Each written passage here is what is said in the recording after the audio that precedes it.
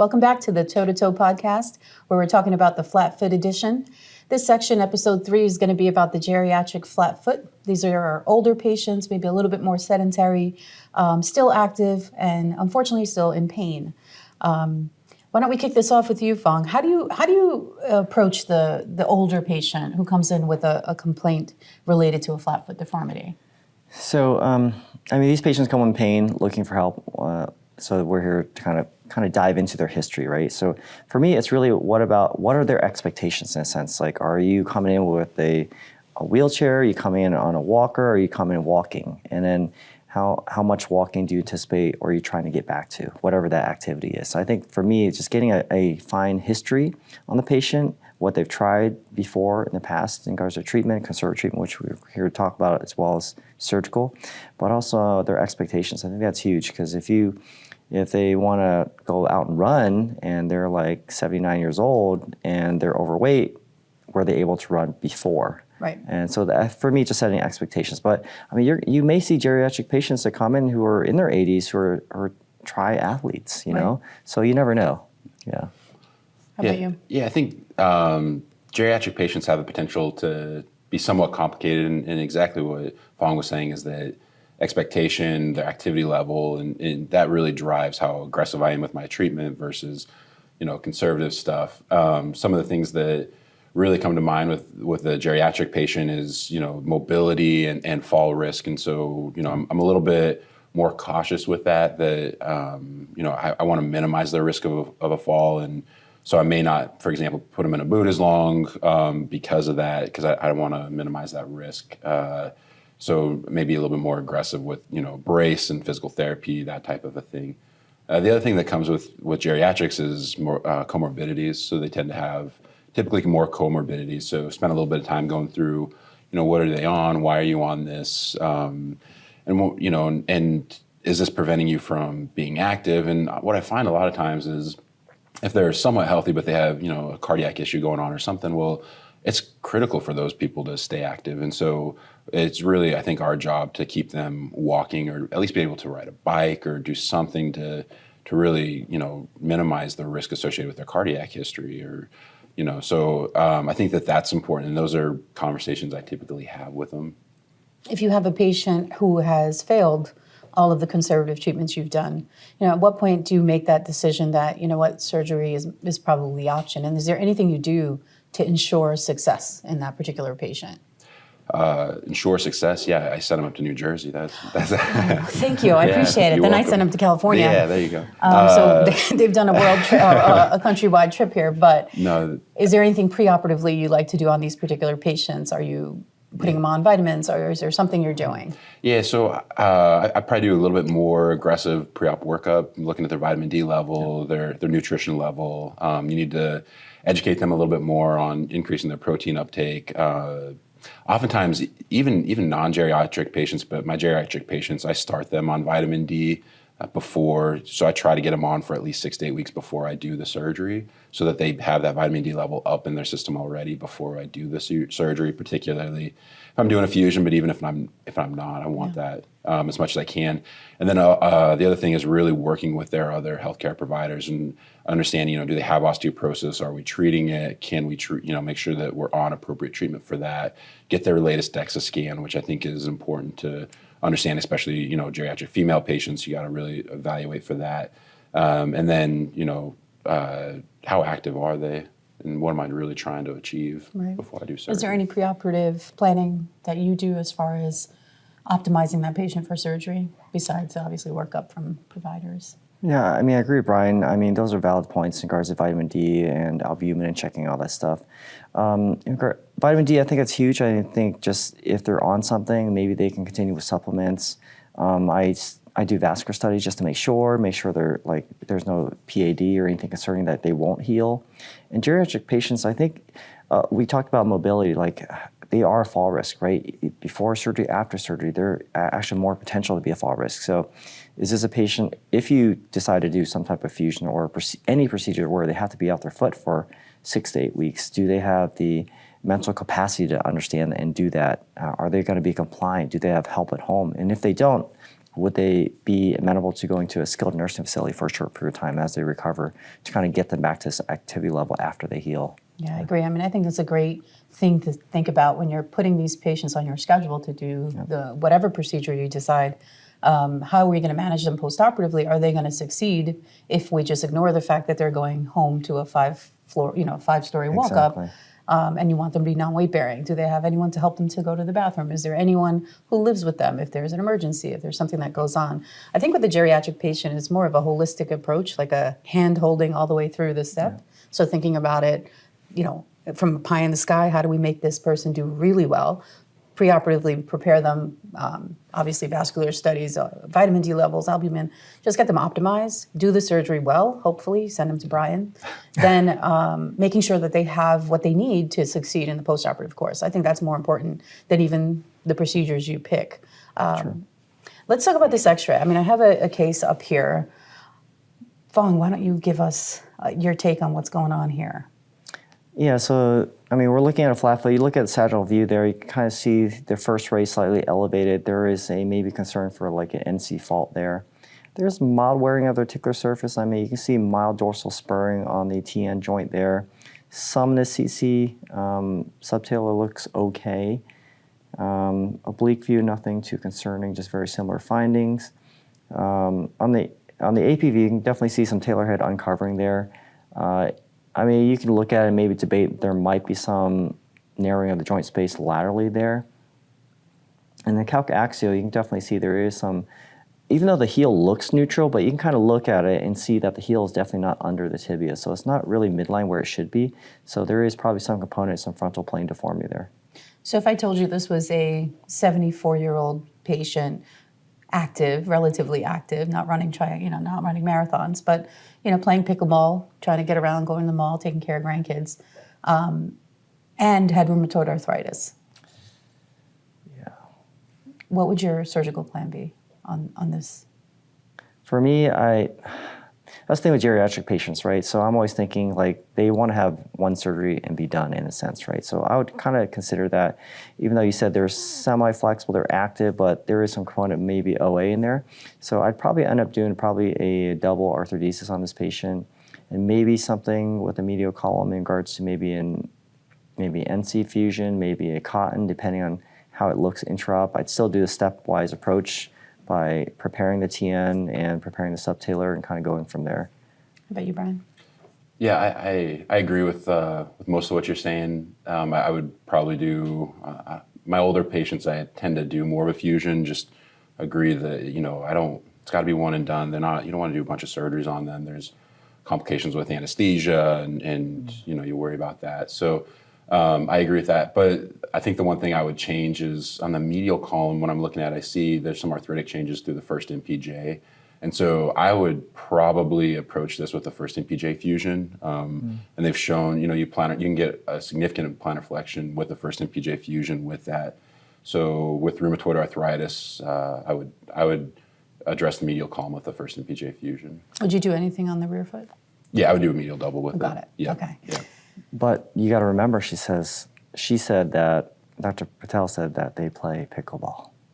Yeah. So how are your feelings with the MPJ fusion after for a pickleball player in a sense? Yeah, I mean, I'd have that discussion with them. I think it's going to limit it, but my guess is it's probably limiting it already because there's arthritic changes there. So I tell them, look, it's going to be rigid. Yeah. I think the geriatric patient playing pickleball already with hindfoot fusion is probably already going to somewhat stiffen it and limit it. So I don't feel like adding the MPJ is probably going to significantly decrease that. But I think it's a good point. You got to tell them, say, look, that big toe is not going to move. And so, yes, it gives you a stable fulcrum that you can push off of. But when you're doing side-to-side motion, you're going to notice it. And so that's a good conversation with them. Yeah, I mean, to piggyback on that, let's say our lovely 74-year-old pickleball player says, well, the back of my foot doesn't hurt. None of that hurts. That joint doesn't hurt at all. Only the big toe hurts. Are you doing just an independent MPJ fusion? Would you talk to this patient and say, well, you need a little bit more than that? That's going to fail? I think Are you doing things more preemptively, basically? It's tough. I think it's because you don't want to just treat radiographs, right? So you do want to cater to the patient where their symptoms are in a sense. I mean, you can definitely see from the x-rays there is probably some pathology causing some of those. There's rationale for why the x-rays look the way they do, right? Yeah. So, I mean, I would definitely agree, Bryon. I would probably do an MPJ fusion to start with and just coach the patient on informing them you're already going through this process for surgery, recovery. We could get this fixed at the same time if you want, and if you feel like there is some concern. It's prophylactic. I think it's always tough for me to kind of convince the patient where they don't currently have pain to undergo painful surgery. Yeah. So it's challenging. I know it would probably be in the best interest down the line, but it's a hard sell sometimes. Yeah. Yeah, I think for me, so I agree with you. I think if they're not having any pain in the back, I would just do the first MPJ fusion and do it. But I think this is one of the differentiating factors between a geriatric patient and maybe a younger patient. A younger patient, I may, say, look, it's maybe we're doing surgery already, and you have this pathology. And at least have the discussion with them, saying that this is going to potentially be an issue down the road. We can either address it now or down the road. But so I think in a younger patient, I'm probably a little bit more likely to do something more prophylactic versus somebody who's older. Yeah. Chances are it's not going to be an issue 10 years down the road. I mean, I agree with that. There's longevity to the procedures you pick, right? So for the 74-year-old, are we going to give her 15 years of being able to walk and play pickleball to the best of her ability? Yeah, right? By doing just an MPJ fusion, are we going to set her up for potentially some problems? If some of those incisions don't heal and she ends up with a calcaneal osteomyelitis, where do we go, right? That can be disastrous. So this particular patient did have symptoms on the hind foot. I'm not going to throw you under the bus, but it looks like, I think this was your case, Phong? Yeah, maybe? so these are the initial post-ops. As you can see, I did a triple arthrodesis here. So I felt like this geriatric patient, they had some rear foot pain, flat foot, of course. And I started with the rear foot, realigned that, fused everything I needed to fuse, and then I kind of moved forward towards the midfoot, in a sense, looking at the forefoot supinatus. And I felt like there was some intraop. I always load the fifth metatarsal to see where the first ray is sitting. If I feel like it's right where it needs to be, then I won't do a cotton. But in this case, I chose to. I mean, I don't know, Bryon, what do you think? Do you think I made the right decision? I still think I would have done the first MPJ fusion, but I'll tell you this, the one thing I'm noticing, and this is something I've unfortunately learned from, again, the School of Hard Knocks, is you didn't fuse the first TMT, which I agree with when you have arthritis in the first MPJ. And even if patients are asymptomatic arthritis in the first MPJ, if you fuse that first TMT, then you're almost guaranteed they're going to become symptomatic in the first MPJ. And so I agree. I can't fault this.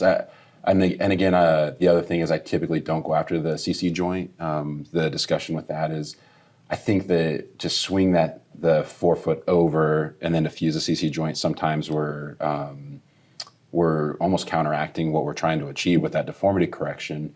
So that was, what's your thought here with addressing that CC joint? Yeah, looking back, I'm not sure, to be honest. I think she, I just don't recall in a sense. I think she might have had some pain there. Partly same thing when we talked earlier about weight, right? So BMI, I think she had a high BMI. She wanted a one and done surgery. There's a few cases where I've been burned where I only did the double and patients are having pain in the lateral side at the CC joint. It's rare. I would probably say 10% only. And then I didn't want her to be that one of my 10% patient population, so I decided just to do it at the same time.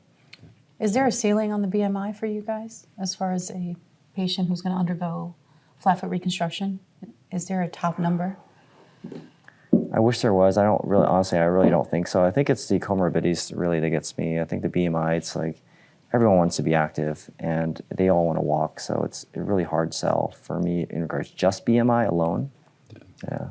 I mean, I practice on the bayou. We have good food where I practice, so it's all that gator meat. It's gator meat, yeah, that's part of it. But for me, patient comes in with a high BMI, then similar to like smoking is I want them to kind of prove to me that they're somewhat motivated to be a partner in the healing process. So usually, I won't say a hard cutoff, but if it's high BMI, then I'll tell them, look, you need to lose, I'll give them a goal. You need to lose 30 pounds or something to show me that you're willing to be motivated. And oftentimes that discussion comes, patients will come in and say, well, doc, I can't walk, how am I supposed to lose weight? Well, you got to tell them, look, you lose weight in the kitchen, you don't lose weight in the gym, and those are hard conversations, but I think that those are conversations that we as surgeons need to have with our patients, that sometimes they're uncomfortable, but at the end of the day, you got to do what's best for your patient. So if they come in, they show me that they're willing to lose weight, they're willing to, to make steps in the right direction, then I'll go to the end of the earth and try to help them with that. So it's interesting because with the advent of some newer drugs that are out, some of the things we've been seeing is that we're sending these patients back to primaries or endocrinologists, and they're being put on weight loss drugs. As they lose the weight, they have less pain. So there's some obviously there is a correlation between high BMI and pain in the foot, particularly with a symptomatic flat foot. With that being said, I think for me, anything over a 48 or a 50 BMI, that's a tough recovery. That's tough for soft tissue healing. There's always a ton of adipose tissue between your skin and your bone, and just getting down to an area where you can dissect through and get that to heal, it's setting me up for a nightmare. I mean, these are not warm and fuzzies when we do those particular patients. I think my first thought is, at this point, I say, well, let's talk about weight loss and what are you doing for it? Because there are newer options, right? So it doesn't have to be surgical. But I think always getting that second opinion on, okay, is there a way we can do this without putting you through a surgery? Or your pathology is bad enough that even if they lose 100 pounds, they still have pain, right? So now we've set them up for a better, more optimized result with their surgeries. So this particular patient, we're looking on x-ray. It's a terrible x-ray. It feels like it's from 1948, and I said that. It's okay.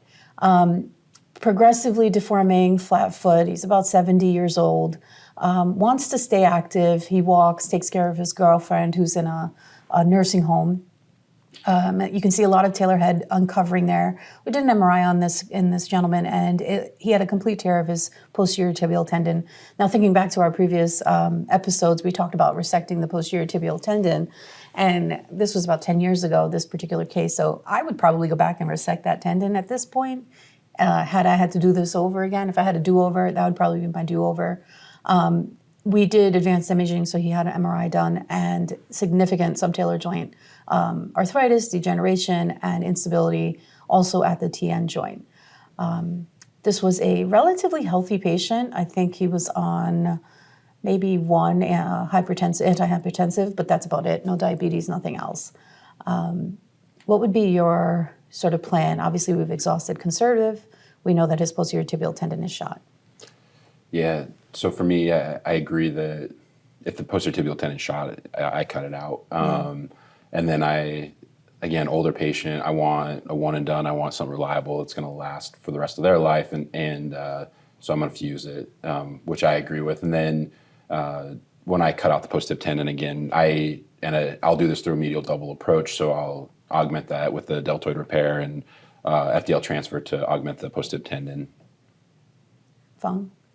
Yeah, I agree with what was done here. I mean, the medial double or the double arthrodesis in general, I think it's a great option. I mean, hard to see what it looked like before. I'm not sure, was any Achilles lengthening done in this case, or were you able to pull that calcaneus back down where it should be?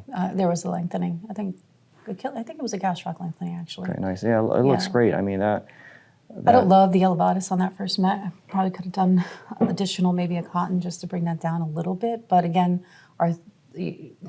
less is more, right? When do you say when? Exactly. Like, we got to know when to hold them or when to I'm going to nitpick this a little bit. Tell me. I love it. So, so the plate on the TN joint, pure medial, I mean, it fused, so I can't argue it, but man, I would be nervous in the service if I had just that medial fixation, nothing dorsal, nothing lateral.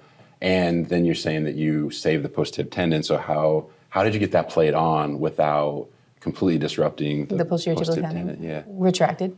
Okay. Retracted really well. And I want to say I used an anchor. It might have been a sonic anchor. Okay. Or two in the navicular, just to reinforce. Mm-hmm. This is a 10-year follow-up. Nice. Oh, yeah, that's great. So, listen, I got lucky. If I did this again, I probably would have lost some sleep over the fact that that lateral side of the tan joint is not fixated, right? Yeah. I got lucky. I think the construct with the plate, with the positioning of the screws, you do get some compression, but this almost is like Wild West here. You know, I just got lucky that it worked. I think the crossing screw technique, obviously much better, much more stable fixation, but even the newer double prong staples that have come out, I mean, those are awesome. You want to get in and get out, right? That's the whole point. Yep. We don't want to be in this case for 4 hours trying to figure out how are we going to fixate, how are we going to get this diffused. I mean, those staples are a great option. It's drill, drill, drill, and pop the staple in. So for me, I think I almost always use the headless screws for the subtalar joint fusion. But even with that, there are some additional options, right? Can we make this a little bit faster? Is there a way to increase the time? I mean, decrease the time that we're taking in these cases. I mean, anesthesia effects are obviously problematic in our older patients. So I struggle with being in the operating room for 3 hours, 4 hours with an older patient. Yeah, definitely. They're definitely going to have some issues.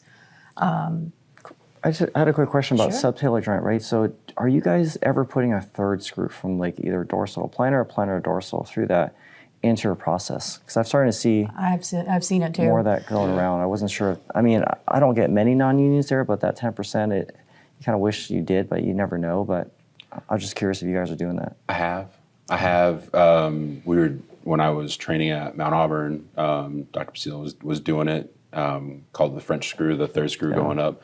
I've done it not on a regular basis though. I've done it really when I'm doing like a distraction arthrodesis for like a revision calc fracture or something like that, where I'm distracting that out. But it's interesting because I'm thinking about that you do a wedge in your subtalar joint. Yeah. And so if I were to put a wedge in there, I probably would, because when I put a wedge in there, the way I think about it is now I've got to get this thing to, not two bones to fuse together, but I got to get it to fuse in two separate spots now. And so I'm doing everything I can there, but on the anterior part is now I just have two bones that need to fuse together. So when I did it for that, it made sense. So I think that's you're going dorsal plantar, plantar. Usually anterior, posterior. What do you do? Usually I'll go dorsal plantar to dorsal, and just perk it through. Yeah. But you just got to be cognizant. You got to know your anatomy, where your neurovascular stuff is, and avoid that. It's probably a little safer to go dorsal to plantar, but yeah. Let's talk about this. I'm going to have Phong present this case. This is a good one. Oh yeah, so this is one of my elderly patients. She's a dance instructor, and you can see she's a higher BMI, very, very flat-footed here. You can see just clinically, you can see the forefoot abductus. You can see the heels and slight valgus there on this view. And of course, the lateral side, you can definitely see there's a decrease arch there sagittally. Yeah, she's definitely, APV, you can definitely see the talar head uncovering. That whole forefoot is severely, severely abducted, so increased calcaneal cuboid angle there. Sagittal view, lateral, you can definitely see the heel is straight. It is like a pancake. That navicular looks like it's almost hitting the ground, so let's see. Yeah, those are the main things I'd be concerned about. You can definitely see the increased BMI, of course, the adipose tissue in this patient's limb. But I think the ankle views, like Bryon said earlier, I think talking about the lateral aspect there, you can definitely see some subfibular impingement there because, look at the valgus in that heel that's kind of swinging that over. Luckily, I'm surprised I don't see much deltoid instability here. It's not a stress image, it's a weight-bearing X-ray, but there's no stress going towards it, so it's hard to say. Calcaneoaxial, you can see on the left here. Definitely she has some valgus, even though it looks pretty straight, but it is way shifted laterally there compared to be under your tibia where it should be.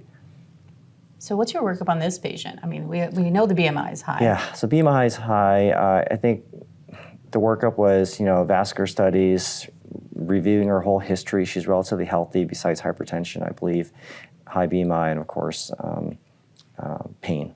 So she's otherwise pretty healthy. Would you try to brace this patient? Her limb being so large, is it even braceable? She did try a brace, actually. I did try it on her first. Same thing with Bryon's patients. They don't like to use them. She tried it for a little bit, but it didn't go far, to be honest. And she's such a big leg. It's hard to get on. Look how much adipose tissue there is to kind of even put that on, so it makes it challenging. So Bryon in the Bayou, this patient, what besides the brace, what else could you recommend for them conservatively? Yeah, I mean, I think your point of putting a brace on this is hard, and sometimes you just feel like it doesn't do anything for them. You're really it's hard to do. So some of the things that you try to maximize, or optimize their medical conditions, and you see some osteoporosis or osteopenia. So I would start them on vitamin D already, despite whether I was doing surgery or not, physical therapy, that type of stuff. Custom orthotics, which you can tell, and I think that this is a great case that looks at that subfibular impingement that you're talking about. I almost guarantee you that if you palpate right underneath that fibula, that's going to hurt, and it's because that talus is kickstanding against the fibula, and so this is one of the ones that you got to be careful with, because you can get fooled by it, because the talus looks like it's congruent. There's nothing there. But truly, oftentimes what they're coming in is complaining of pain to the lateral ankle, and not the post-tib tendon, because that thing's been shot and gone for years, right. And now it's impinging underneath there. So I think that's a great point. You got to really evaluate for that. But conservative for this is difficult. The fact that she teaches dance and she wants to stay active, I think, is a very critical discussion with her, and talking to her about what her ultimate goals are. Agreed. So Phong, this reminiscent patient of yours, what did you end up doing? Yes. So I did a triple on her. Like I said, I wanted a one and done surgery for this type of patient. I mean, is it perfect in regards to the AP? I mean, I could have swung it over a little bit more, but I felt like I didn't want to overcorrect her in the same sense. I did do a minimally invasive calc slide as well, in addition to trying to slide that the calcaneus underneath the tibia as best I could. But overall, she's doing great. I mean, she's pretty happy. I mean, yeah, I mean, like I said, I feel like I probably could have got a little bit more correction if you critiqued me on that. But and I agree with what Bryon said. He probably wouldn't have done this CC joint, right? Because yeah, so we're gonna talk about that, because I think that right in a bigger patient. So in my neuropathics, obviously, I'm gonna do it, and so the question is, well, in a bigger patient, do you do it? And I have done it in a bigger patient. It's rare that I go after the CC joint, not a hard no. But my question to you is, what are your thoughts on, some people are fusing that, adding a wedge to the joint and then trying to fuse through the wedge, or allograft or titanium wedge. You like that idea? You've done that? it takes longer to heal. I've done it in the past. I think this patient probably would have benefited from it, or like maybe not even doing the CC. So this might be a case where, hindsight's 2020, where we can look back and say, maybe I lost a little bit of the correction I had intraop because I did the CC joint. So that's something you kind of look at and kind of determine if you made the right choice or not. So Phong, I think the correction on this is awesome. It looks like the patient did really well. What do you think, Bryon? Yeah, I think your correction's great, and your thought process is good. I enjoy that. But one of the things I noticed is that you did the MDCO, and my question for you is, when you're going through this, when are you deciding to do the MDCO? Or you plan on doing it when you get there? Are you making that intraop decision after you try to, prep the subtalar joint? Yeah, great question. So I prep the joints I need to prep, right? So I prep the TN, and here, of course, subtalar, and then the CC because I did a triple. But after prepping it, then I pin everything. So I pin it with the K wires for either the 4Os or the 7Os that I use here. So once I pin it, I look at it. I look on the axia, I look on the laterals. I make sure I like everything first. If I don't like it, and I feel like there's concern, like I cannot get that calcaneus right under the tibia where I really want it, for me, I don't like to leave the OR unhappy. So I feel like bust out the MIS, which is there for me just in case I need it, and then just do that MDCO and just slide it over as much as I can, in a sense, pin it, and then just throw the screws right up it, and it works out really well. Yeah. There he goes with MIS again. There he goes. He's trying to coerce you. I'm gonna open that thing up and do the same thing. But look at it. I mean, say I know you do the medial double, right? But here you'd have to go and make a lateral incision if you decide to open it, right? Which is fine because you didn't make a lateral incision. For me, when I make a lateral incision of a sinus tarsi that's incorporating that area, and this incision ends up being very close, I could get a skin necrosis from an issue like this, right? Potentially, Yeah, potentially. So doing a tiny little incision with the MIS, I think it's a game changer for me. Yeah. If you were doing this case and you planned on doing a medial double and was thinking about doing an MDCO, Yeah. intraop, you're like, I hate the way this looks. What would your incisional approach be? Yeah, so I'm supine, so by then I've got the foot kind of swung over. Yeah. So I would do a lateral typical incision. Yeah, just swing over to the lateral side and open it. And that's, I mean, I don't have to worry about skin necrosis. I can open it and shift it. I will say this though, I'll fully admit this on camera that this would be one that I would maybe consider MIS because the thing is I'm really not looking to get a huge shift. I'm trying to get that over a little bit. Yeah. And that's always my concern is how am I going to get an actual, shift? And you can see on some of the ones that we showed previously that I'm fairly aggressive with my shift with my MDCO. And I think that does play a role. I try not to do more than, 1.2 centimeters or, in that ballpark, but I am pretty aggressive with it. So this is one that I think you could definitely make that a good argument of, MIS, you're not looking to get a huge shift. You're just trying to get it over a little bit more. Yeah. And it fine tunes it. So. I told you we're going to change them. I know, it's gotten slowly wearing him I'm not down. there yet. I'm not there yet. Wearing him down in the bayou. All right, so these are just some clinical post-ops of this patient. I mean, she looks like she has a completely rectus heel on her tibia. That looks great. I think her outcomes were phenomenal. Hopefully she can start to become more active. We have a whole bunch of before and afters. I mean, who doesn't love a good before and after? On the AP, it's like almost complete correction of that abductus angle, right? That forefoot abduction is completely gone. For the subfibular impingement on the bottom right x-ray, it does look better for sure. You're not seeing the calcaneus abutting the tip of the fibula, so I think at the very least the patient will be less symptomatic in that area. And I think just like any of the other flatfoot conversations we've had, these are all complicated procedures, patients, and it's really good to have a good, honest conversation with yourself as, what are we doing, what are the goals, and how are we going to get there, right? Exactly. If you had top 2 pearls for the adult and geriatric flatfoot, what would that be? Yeah, I think, well, specifically for geriatric, I think is medical optimization. You got to get them medically optimized. And the other one is, is the goals of the care, what you're trying to achieve. That oftentimes, sometimes less is more with these patients. And like we said, you got to address what's causing the pain. I'm a little less aggressive with prophylactically going after something in a geriatric patient.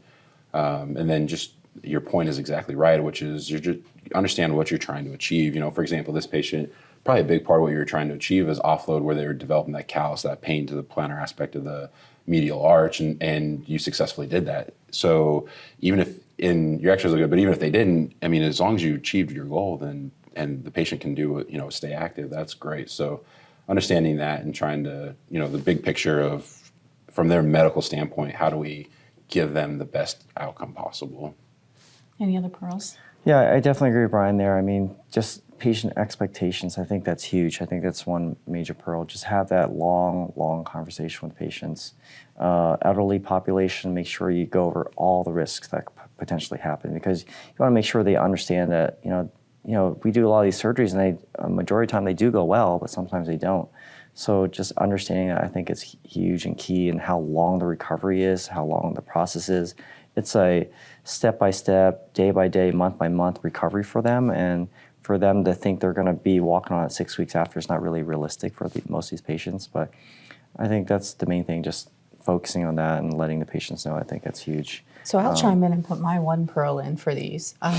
And we talked about this in all of the episodes of this podcast, is that there are a multitude of procedures that we may need or want to do in a particular patient.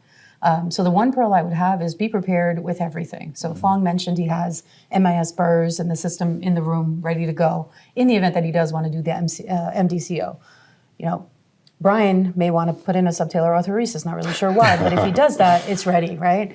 Augment, any sort of bone grafting supplies that you need. Augment, I say that again because I love it, joint prep kits. All of these things, like plan ahead, almost think through the process or the procedure, how you would be doing it stepwise, where you're starting, what equipment you need, and having it there. I think that little bit of pre-planning will make your day go much smoother because there's really no surprise that you're not going to be ready for. So this is the end of our toe-to-toe podcast. Thank you so much for joining us as we discussed the Flatfoot edition. I hope you guys get a chance to listen to all of the episodes that we've put out here. Dr. Bryon McKenna, I thank you for your time away from the Bayou. Thank you. Dr. Phong, I appreciate your attempt at converting him to an MIS surgeon. One day. And hopefully we'll see you guys soon. Thank you for having me. Thank you. Yep.